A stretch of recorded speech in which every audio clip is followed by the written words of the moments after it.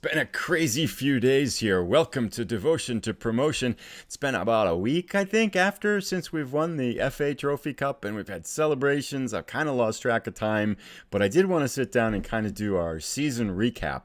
This will be a behind the scenes look at the season, kind of some of the financial numbers, some of the geeky stuff, statistics and things like that. So if you're into this kind of thing, this is a short look at the kind of the behind the scenes element that happened to our season. Let's start with a little bit of our career so far. This is the end of our second season. Our first season, we finished in 7th place, got knocked out of the playoffs in the first round. This current year, though, was a dream season. We finished in first place and won the FA Trophy Cup. So we picked up a double and just all around really fun season. If we kind of take a glance at the table, we finished in first place with a record-setting point total and a record-setting win total. The season, however, was really defined by the chase with Salt Shields because it was neck and neck. And at one point in the second half of the season, they passed us in the middle of our match with them and took over first place. And a few minutes later, we tied them up, and then a 95th minute winner put us back in first place where we stayed for the rest of the season. So just a crazy race until the end there. I mean, I think we sealed it up with two matches left in the season, but Salt Shields kept up constant pressure on us, which made for a really fun season. So that's kind of the results and things. Let's kind of dig a little bit into our current financial situation as we're here at the end of the season. We have an overall balance now of £126,000, largely thanks to all the money and gate receipts we picked up from the FA Trophy Cup.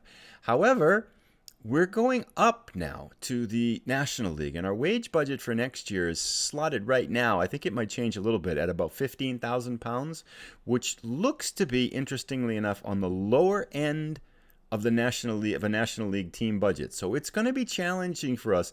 Teams in the top half of that league, I looked a little while ago, tend to be closer to £20,000-30,000 per week in wages. So competing with at that level is going to definitely be a challenge for us. It's also going to put added pressure on our finances because our projections here for next year are that by the end of next season, we'll be £260,000 in debt. Hopeful, maybe, I don't know how accurate this can be. I mean, maybe our attendance is going to be better and things like that. But for the moment, we've got money in the bank thanks to the FA Trophy Cup win. So that's feeling pretty good. But I don't think it's going to last us very long because at £15,000 per week, we'll go through that balance in 2 months. So we need more money now. So the finances don't seem to be out of the way. If we look at our wages and kind of what we're looking at, every one of our player contracts expires in another month, except for Callum Kise, who is our most expensive player. And brilliantly on my part, his contract has a 25% promotion wage on it, which is going to take him up to almost, what's that going to be, about £1,200 per week. So with £15,000, £1,200 per week on him, and he hasn't turned out that well. So he's not worth that, I think. So decision might be maybe we might need to try to sell him.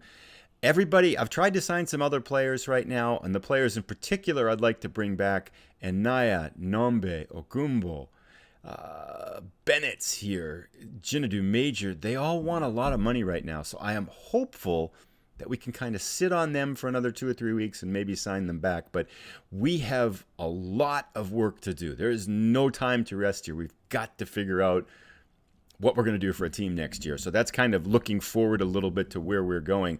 I expect we're going to let about half of these players go because they're just not going to be good enough for the next level. I'd like to keep our top half, but I expect we're probably going to lose like 3 or 4 of those to other teams poaching them. So we have a lot of signings to do, and I'm not sure if we have enough money really to put together that competitive of a squad for the National League. But that's kind of a story going forward for that. Let us dig in a little bit now to what the club is expecting of us for next year. Initial expectations to avoid relegation, which I think, given our wage structure, looks pretty fair. They have put up a couple more kind of club culture things here, which is to play defensively solid football. That could be interesting next year. And then high-tempo pressing football, which also could be interesting next year if we're going to be in the bottom half of the table. Make the most of set pieces. I'm hopeful. I tried to negotiate some of these things, but I couldn't figure out how to get it to work. So I don't know kind of what's going to happen with that.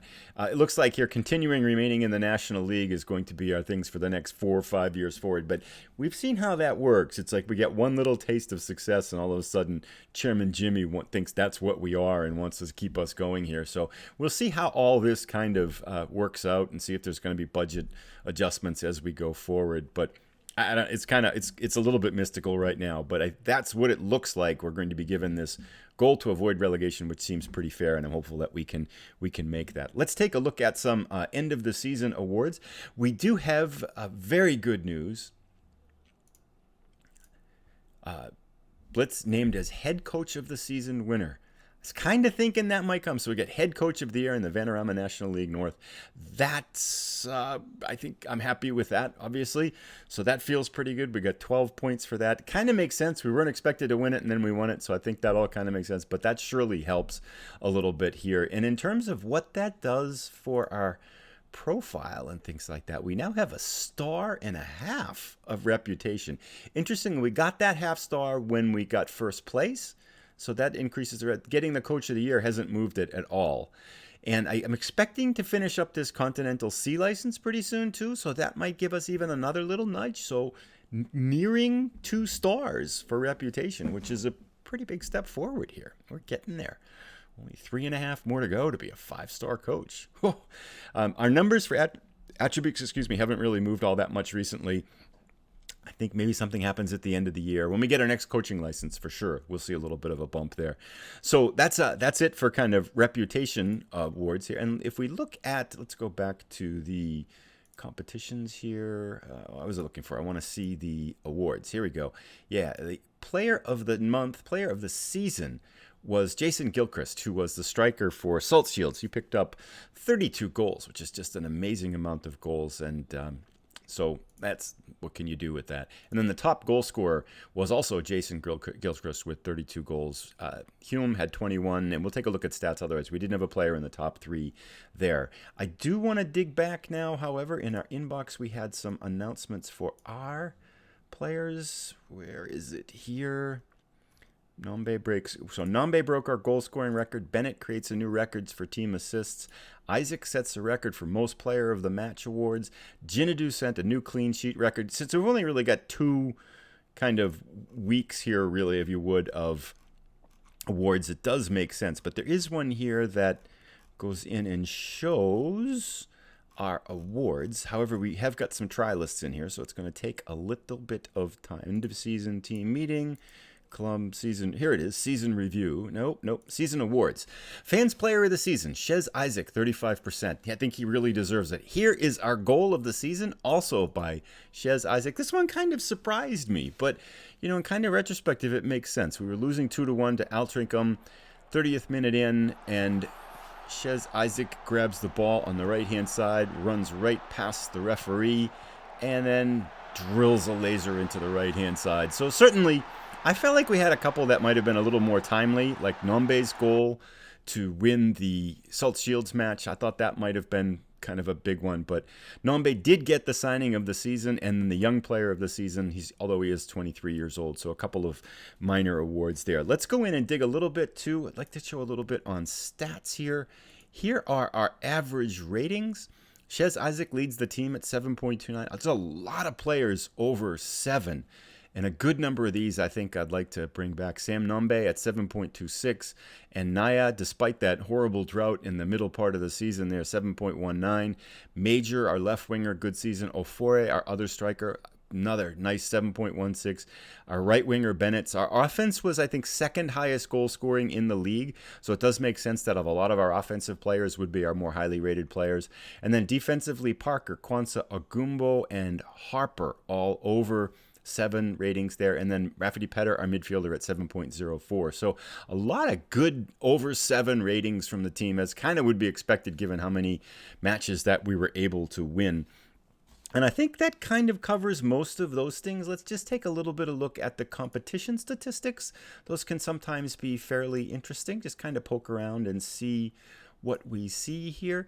Gilchrist again with 32 goals. Sam Nombe was tied for 6th then with 19 goals. He's the only one that shows up in the top there. Nombe and Chez Isaac, if down here at average rating, were third and fourth, so that was good for us. Isaac was third in the league with assists with 11. Penalties scored, 3 out of 3 was Ofori, that's good. Clean sheets, Jinadu was tied for second with 18. So a lot of kind of different things in here. Conversion rate, 28%. Nice. And then team concede. These are games won. These aren't all that, tremendously interesting. But just kind of had a bunch of players up towards the top half of that, the results here there. And I'm trying to think if there's anything else that we want to take a look at. We've looked at finances, wages, club season, end of season awards, league stats. I think that's pretty much everything that I wanted to show kind of the team and where we are. Really excited for kind of where we can go, but also super nervous about how much work there is to do over the next few weeks. It is almost the end of May now, and we only have one player signed for next year. I think the plan going forward, we've got a bunch of trialists in here that are kind of Premier League cast off. We're trying to look at new players and stuff like that. So really bring in a lot of new players, see if we can get some good players in for the National League North. I don't have a good sense for who's good and who's not good and what kind of players we need for this level. So that's a little bit of a concern, but it's going to be kind of, let's get the best players we can in, let's save a little bit of a cushion, and then solve our weak spots as we go into the season. Since the expectations are just to avoid relegation, I'm hopeful that we can just kind of figure things out as we go along to a certain degree. But that brings us to the end here. Thanks for stopping by. If you've enjoyed the video, please consider giving it a thumbs up or like. If you're new, consider subscribing.